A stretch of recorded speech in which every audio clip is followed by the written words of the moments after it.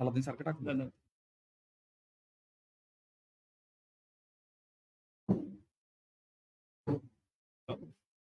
আর আমাকে স্লাইড গুলো দেখাতে হবে। আসছে আসছে এবার আসছে এবার আসছে স্যার, এবার আসছে ওই যে বাতিল করো। না না করেন।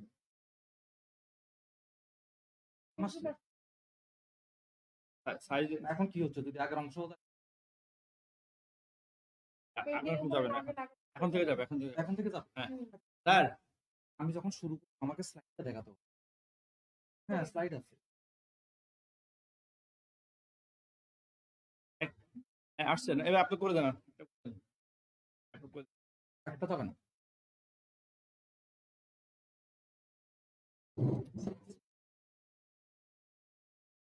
স্লাইডে যাও। আমি একটু শুরু করি, তারপর আমি বললে তখন স্লাইডে যাবো। প্রিয় শিক্ষার্থীবৃন্দ, কারিগরি সমস্যার কারণে আসলে আমাদের শুরু করতে একটু দেরি হচ্ছে।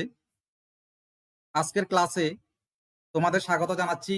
আমি কাজী আনোয়ার ফারুকী, সহকারী অধ্যাপক বাংলা। আজ আমি বিদ্রোহী কবি কাজী নজরুল ইসলামের বিদ্রোহী কবিতা নিয়ে আলোকপাত করব। আমরা জানি কবি নজরুল রাজনৈতিক দিক থেকে একটি পরাধীন ভূখণ্ডে বেড়ে উঠেছেন। তখন এদেশের শাসন ক্ষমতায় 7 সমুদ্র 13 নদী ওপার থেকে উড়ে এসে জুড়ে বসা ইংরেজরা। এদেশের মানুষকে তারা দ্বিতীয় শ্রেণীর নাগরিক হিসাবে বিবেচনা করত। শাসন শোষণের জাতাকলে পৃষ্ঠ এদেশের মানুষ পরাধীনতার চক্রে হাবুডুবু খাচ্ছিল। নজরুল ব্রিটিশ রাজশক্তির অপশাসন দেখেছেন। 8 বছর বয়সী পিতৃহীন নজরুলকে জীবন সংগ্রামে নামতে হয়েছে। তিনি সমাজ ব্যবস্থার কুটিল বেড়াজাল ও সামাজিক অসাম্য, অর্থনৈতিক বৈষম্য হাড়ে হাড়ে টের পেয়েছিলেন। ধর্মীয় কুসংস্কার মানুষকে কিভাবে নিগৃহীত করছে তাও তিনি কাছ থেকে দেখেছেন। এসবই নজরুলকে বিক্ষুব্ধ করেছে, তার বিদ্রোহী সত্তাকে গড়ে দিয়েছে। নিজের অজান্তেই নজরুল মানবিক পৃথিবী প্রতিষ্ঠার সংগ্রামে নেমেছে। প্রথম বিশ্বযুদ্ধ শুরু হওয়ার পর 1917 সালে বাঙালি পল্টনে সৈনিক হিসাবে যোগ দেন নজরুল। নজরুলের মধ্যে আমরা যে সংগ্রামী চেতনা ও বীরত্বপূর্ণ মেজাজ দেখি, তার পেছনে তার সৈনিক সত্তারও একটা বিশেষ ভূমিকা আছে। বিদ্রোহী কবিতাটি কবির প্রথম কাব্যগ্রন্থ অগ্নিবীণা কাব্যে 1922 সালে সংকলিত হয়। এর আগেই সাপ্তাহিক বিজলি পত্রিকায় বিদ্রোহী কবিতা প্রকাশিত হওয়ার পর থেকে নজরুলের কবি খ্যাতি ছড়িয়ে পড়তে থাকে। সেই সময়ের বাংলা সাহিত্যে রবীন্দ্র প্রতিভার কাছে যখন সবাই ম্লান, তখন নজরুল এক নতুন ধরনের কাব্য সত্তা নিয়ে বাংলা সাহিত্যের অঙ্গনে নিজেকে উপস্থাপন করতে সক্ষম হয়েছিলেন। বিদ্রোহী বাংলা সাহিত্যের একটি শ্রেষ্ঠ কবিতা। এই কবিতায় সগর্বে কবিতার বিদ্রোহী কবিসত্তার প্রকাশ ঘটিয়ে সমকালীন ঔপনিবেশিক ভারতবর্ষের শাসকদের শাসন ক্ষমতার ভিত কাঁপিয়ে দিয়েছেন। কবি এই কবিতায় সকল অন্যায় অনিয়মের বিরুদ্ধে বিদ্রোহ ঘোষণা করতে গিয়ে বিভিন্ন ধর্ম, ঐতিহ্য, ইতিহাস ও পুরাণের উৎস থেকে উপকরণ সংগ্রহ করে নিজের বিদ্রোহী সত্তার অবয়ব নির্মাণ করেছে। তোমরা এক ক্লাসে কবিতাটি শেষ করার জন্য আমাকে অনুরোধ করেছো। আমি সময়ের স্বল্পতার কথা মাথায় রেখে লাইন ধরে ধরে চৌম্বক অংশগুলো তোমাদের সামনে আলোচনা করব। কোনো বিষয় বুঝতে তোমাদের সমস্যা হলে তোমরা কমেন্টসে লিখবে। সময় স্বল্পতার কারণে আজকে যদি সম্ভব নাও হয়, আমি পরবর্তীতে তোমাদেরকে একটা নোট আকারে স্ট্যাটাস দিয়ে দিব। বলবীর বল উন্নত মমশির, শির নেহারি আমারি, নত শির ওই শিখর হিমাদ্রির। বলবীর বলে আত্মশক্তিতে বলিয়ান কবি নিজের বীর সত্তার সদম্ভ ঘোষণা দিয়েছেন। কবির মস্তক চিরদিনই উঁচুই থাকবে। হিমালয়ের শীর্ষচূড়াও কবির সামনে মাথা নিচু করে থাকতে বাধ্য, অর্থাৎ পৃথিবীর কোনো শক্তির কাছেই তিনি মাথা নত করবেন না। আমি চিরদুর্দম, দুর্বিনীত, নৃশংস। প্রয়োজনে, সময়ের প্রয়োজনে অপশক্তিকে ঘায়েল করার জন্য কবি দুর্বিনীত, নৃশংস আঘাত হানতে জানেন। কোনোভাবেই দমন করা তাকে সম্ভব নয়। মহাপ্রলয়ের আমি নটরাজ, আমি সাইক্লোন, আমি ধ্বংস। অন্যায়, অকল্যাণ ও অমঙ্গলের অবসানের জন্য কবির বিদ্রোহ সাইক্লোনের মতো প্রচণ্ড শক্তিময়। নটরাজ হলেন মহাদেব বা শিব। পুরাণ মতে মহাদেব মহাপ্রলয়ের সময় তাণ্ডব নৃত্য নেচেছিলেন। তাণ্ডব নৃত্য করার জন্য মহাদেবকে নটরাজ বলা হয়। কবি নজরুলও অত্যাচারীদের শোষণ শৃঙ্খল ভাঙার জন্য নটরাজের মতো প্রলয় ঘটাতে সক্ষম। আমি মহাভয়, আমি অভিশাপ পৃথ্বীর। পৃথ্বীর শব্দের অর্থ হলো পৃথিবীর।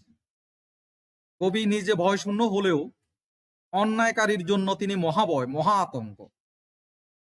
পৃথিবীর শোষকদের জন্য কবি অভিশাপ স্বরূপ।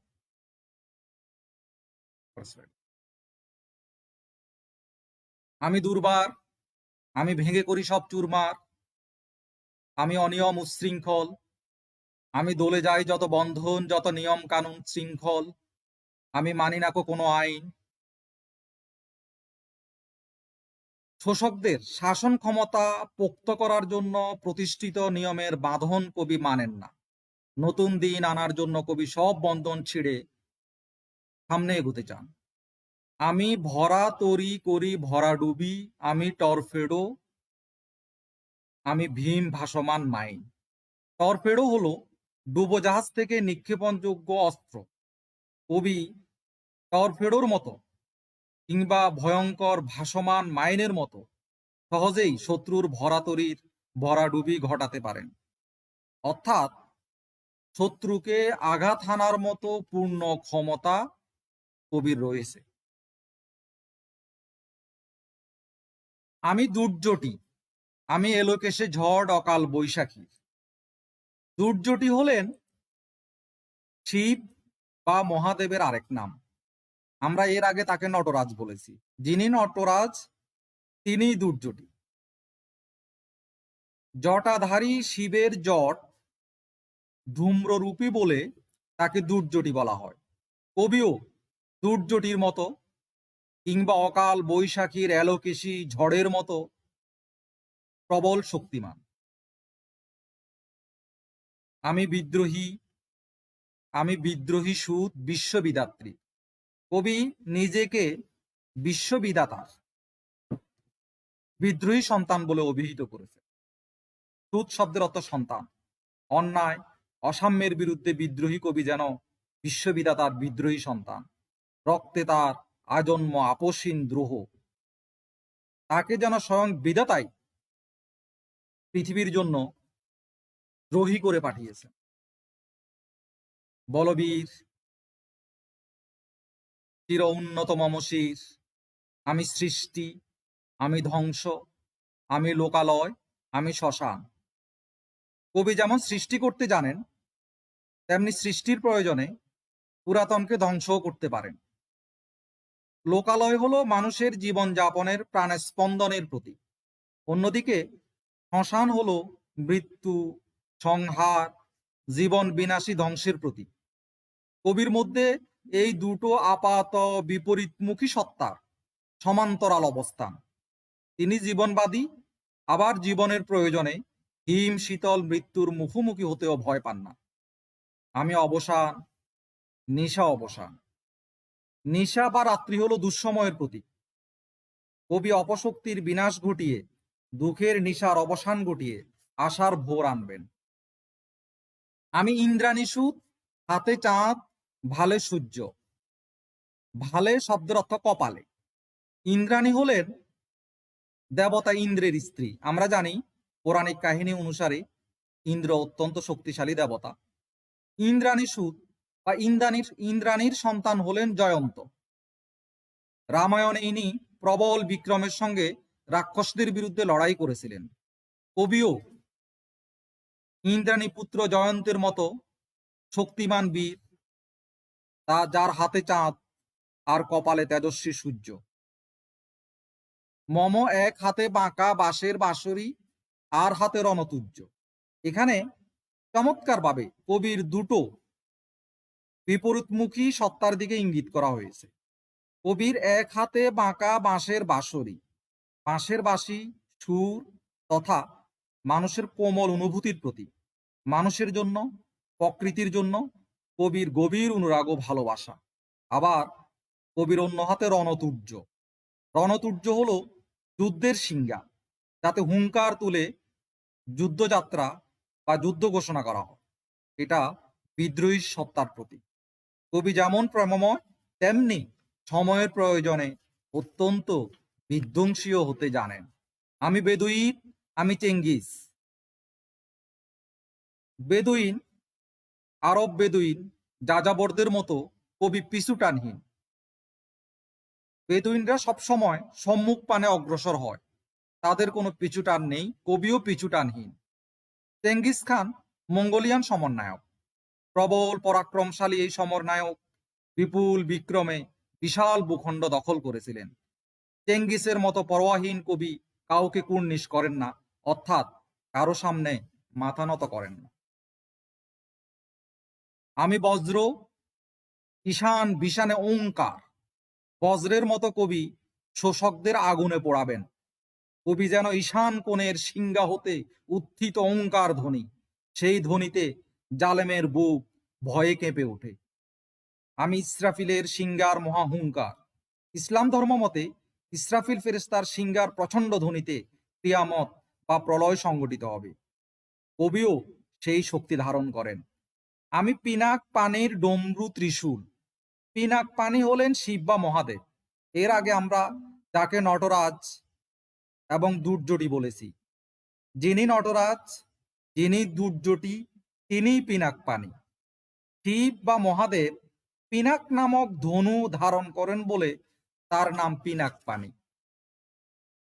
তার আরেক হাতে ডমরু নামক ডুগডুগি জাতীয় বাদ্যযন্ত্র ও ত্রিশূল থাকে। কবিও শিবের এই সশস্ত্র শক্তিকে ধারণ করেন। ধর্মরাজের দণ্ড। ধর্মরাজ হলেন মৃত্যুর দেবতা যম, যিনি দণ্ডের সাহায্যে জীবের জীবন সংহার করেন। কবিও শোষকদের প্রাণ সংহার করতে প্রস্তুত আছেন।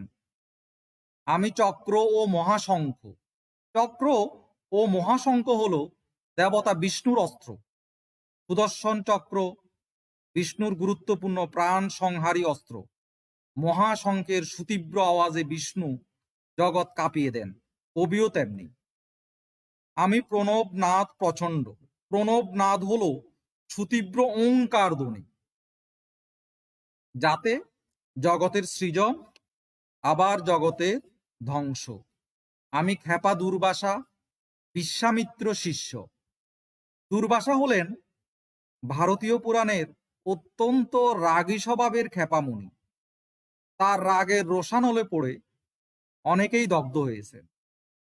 কথিত আছে তিনি কোপানলে তার স্ত্রীকেও পুড়িয়ে দিয়েছিলেন। কবিও তার কোপানলে দেশের, সমাজের শত্রুদের পুড়িয়ে মারবেন। বিশ্বামিত্র শিষ্য। অভিষ্ট লক্ষ্যে পৌঁছানোর জন্য যে অধ্যবসায় এবং সাধনা, সেদিক বিচারে ভারতীয় পুরাণে বিশ্বামিত্র বিখ্যাত। ক্ষত্রিয় কুলে তার জন্ম, কিন্তু ক্ষত্রিয় কুলে জন্ম নিয়েও বিশ্বামিত্র অধ্যাবসায় আর সাধনার বলে ব্রাহ্মণত্ব লাভ করেন। কবিও তার অভিষ্ট লক্ষ্যে পৌঁছাতে ইস্পাত কঠিন লড়াইয়ে লেগে থাকবেন। আমি দাবানল দাহন করিব বিশ্ব। দাবানল বা অগ্নিশিখায় কবি বিরূপ পৃথিবীকে দাহন করে নতুন পৃথিবী গড়বেন। সৃষ্টির প্রয়োজনে, জীবনের প্রয়োজনে কবি ধ্বংস সত্তাকেও ধারণ করেন।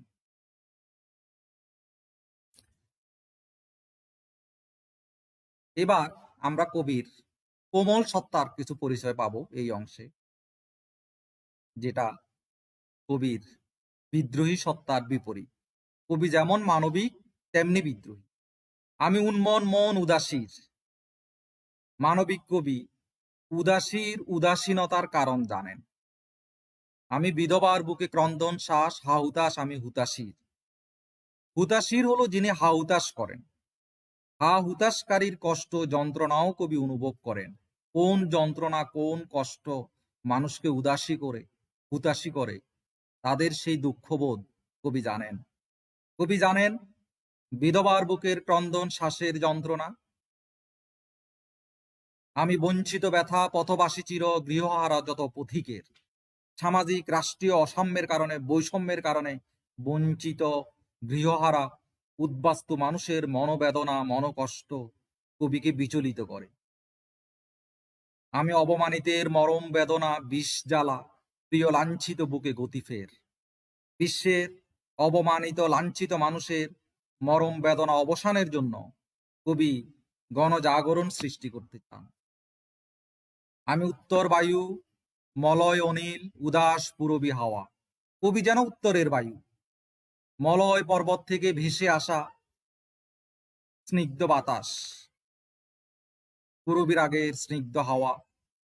পৃথিবীতে বৈষম্যের দিন, শোষণের দিন অবসান করে কবি শান্তির সুবাতাস প্রবাহিত করতে চান। আমি পথিক কবির গভীর রাগিনী, বেনুবিনে গান গাওয়া। কবি পথিক কবির বাঁশিতে বেজে ওঠা গভীর রাগিনীর মতো বেনুবিনে বাঁশের বাঁশিতে বেজে উঠে কবির সঙ্গীতের লহরী। আমি আকুল নিদাগ তিয়াসা। কবি যেন নিদাগ বা গ্রীষ্মের প্রবল তৃষ্ণার জল, যার জন্য তৃষ্ণার্ত জনতা উন্মুখ হয়ে অপেক্ষা করছে, কারণ মজলুমের কাছে তিনি তৃষ্ণার জলের মতোই পরম আকাঙ্ক্ষিত। আমি রুদ্র রবি। কবি সূর্যের মতো রুদ্র তেজে সব অন্যায় বৈষম্যকে জ্বালিয়ে পুড়িয়ে নতুন পৃথিবী গড়বেন। আমি মরুনির ঝড়। কবি ঝড় প্রবাহিত হওয়া মরুভূমির ঝর্ণার মতো পরম আকাঙ্ক্ষিত। আমি শ্যামলিমা ছায়াছবি। কবি যেন সবুজ শ্যামল স্নিগ্ধ শীতল ছায়া। আমি অরফিয়াসের বাঁশুরি। কবি অরফিয়াসের বাঁশুরির মতো সুরের ইন্দ্রজাল সৃষ্টি করে মানুষকে মন্ত্রমুগ্ধ করতে সক্ষম। গ্রিক পুরাণের সুরের দেবতা অরফিয়াস শ্রেষ্ঠতম সুরকার ও গীতিকবি। সুরের মায়াজালে তিনি ভালোবাসার পাত্রী ইউরিডিসের মন জয় করে নেন। মহা সিন্ধু তলা ঘুম ঘুম, ঘুম চুমু দিয়ে করি নিখিল বিশ্বে নিঝুম। কবি তার স্নেহময় পরশে প্রকৃতির মতো অকৃত্রিম অনুরাগে নিখিল বিশ্বকে ঘুম পাড়িয়ে নীরব নিঝুম করে দিতে পারেন। পৃথিবীকে বশ মানানোর ক্ষমতা তার আছে। মম বাঁশরীর টানে পাশরি, আমি শ্যামের হাতের বাঁশরি। পাশরি শব্দের অর্থ ভুলে যাওয়া। শ্যাম বা শ্রীকৃষ্ণের হাতের বাঁশির সুরের মতো কবিতার বাঁশরির টানে, বাঁশির সুরে সব বুলিয়ে দিতে জানেন। আমরা জানি শ্রীকৃষ্ণ সুমধুর বাঁশিতে সুর তোলার জন্য জগৎ বিখ্যাত। আমি রুশে উঠি যবে ছুটি মহাকাশ ছাপিয়া, ভয়ে সপ্ত নরক হাবিয়া দোজক নিভে নিভে যায় কাঁপিয়া। কবি যখন প্রবল শক্তিতে জেগে ওঠেন, রুশে ওঠেন, তখন তা যেন মহাকাশকে ছাপিয়ে যায়। কবির ভয়ঙ্কর রূপ দেখে ভয়ে হাবিয়া দোজকও যেন নিভে যায়। অর্থাৎ প্রবল পরাক্রান্ত প্রতিপক্ষ কবিকে ভয় পান। কবির অজেয় কিছুই নেই। আমি বিদ্রোহবাহী নিখিল অখিল ব্যাপিয়া। কবি নিখিল অখিল অর্থাৎ সমগ্র বিশ্বে বিদ্রোহের বীজ ছড়িয়ে দেন, যাতে মানুষ অধিকার প্রতিষ্ঠার জন্য সংগ্রামে নামে। আমি পরশুরামের কঠোর কুঠার নিক্ষত্রিয় করিব বিশ্ব, আনিব শান্তি শান্ত উদার। কবি পরশুরামের কুঠারের মতো ভয়ঙ্কর অস্ত্র স্বরূপ শাসক শক্তিকে পরাভূত করে তিনি পৃথিবীতে শান্তি প্রতিষ্ঠা করবেন। পরশুরাম হলেন বিষ্ণুর ষষ্ঠ অবতার পুরাণ অনুসারে। পিতৃহত্যার শোধ নিতে পরশুরাম পৃথিবীতে 21 বার ক্ষত্রিয়দের দমন করেছিলেন, নিশ্চিহ্ন করেছিলেন। আমি হল বলরাম স্কন্দে। বলরাম হলেন শ্রীকৃষ্ণের বড় ভাই। হল বা লাঙ্গল তার প্রিয় অস্ত্র। আমরা জানি বলরাম গদা দিয়ে যুদ্ধ করতে পছন্দ করতেন, কিন্তু তবুও হল বা লাঙ্গল তার প্রিয় অস্ত্র ছিল। আমি উপাড়ি ফেলিব অধীন বিশ্ব, অবহেলে নবসৃষ্টির মহানন্দে। নতুন সৃষ্টির আনন্দে মহানন্দে কবি পরাধীনতার বিশ্বকে মানুষের জন্য মুক্ত করে আনবেন। মহাবিদ্রোহীর অনক্লান্ত, আমি সেই দিন হব শান্ত, যবে উৎপীড়িতের ক্রন্দন রোল আকাশে বাতাসে ধ্বনিবে না, অত্যাচারীর খড়গ কৃপান ভীম রণভূমে রণিবে না। বিদ্রোহীর অনক্লান্ত, আমি সেই দিন হব শান্ত, আমি চির বিদ্রোহী বীর, বিশ্ব ছাড়াই উঠিয়াছি একা, চির উন্নতশীল। উৎপীড়িতের কান্নার ধ্বনি প্রশমিত না হওয়া পর্যন্ত কবির বিদ্রোহী সত্তা শান্ত হবে না। যেদিন পৃথিবীতে সাম্যের সমাজ প্রতিষ্ঠিত হবে, যেদিন মানুষে মানুষে ব্যবধান থাকবে না, যেদিন মানুষ তার প্রাপ্য অধিকার পাবে, সেদিনই কেবল কবি শান্ত হবেন। কবির অব্রবেদী আকাশবেদী বিদ্রোহী সত্তা চিরদিন মাথা উঁচু করে নিজের অস্তিত্ব ঘোষণা করবে। কারিগরি ত্রুটির কারণে আমাদেরকে একটু দেরিতে শুরু করতে হয়েছে, সেজন্য আন্তরিকভাবে দুঃখিত। তোমাদের সবাইকে ধন্যবাদ জানিয়ে আমি আজকের ক্লাস এখানেই শেষ করছি। সময় স্বল্পতার কারণে তোমাদের কমেন্টসগুলো এই মুহূর্তে দেখা সম্ভব হয়নি। আমি পরে তোমাদের কমেন্টসগুলো দেখব এবং সেখানে যদি তোমাদের কোনো জিজ্ঞাসা থাকে তার আলোকে একটি পোস্ট আমি পরে দিয়ে দেব। আবারও তোমাদের সাথে দেখা হবে। সবাই ভালো থাকো। ধন্যবাদ।